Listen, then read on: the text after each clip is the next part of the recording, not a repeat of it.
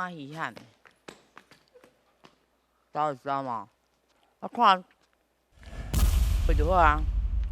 问你，寿桃爱几岁才会当送呢？我这都唔知个咧。你假死，你尬记就对了，直接智囊团咱够厉害。们是讲人生70才开始，不，啊为什么死了？啊不，送不到哟。不是啊，因为是假期，阮感觉假期是迄个咱即个台湾的真吉祥的数字啦。对，来，60岁比，好，咱来看一下。吼，其实迄个平均的年龄无遐悬，吼，像咱真会当活到80岁、90岁，甚至以后可能100几岁吼。啊，毋过以前60岁就算做足厉害的啊，所以你爱到60才会当送这寿桃。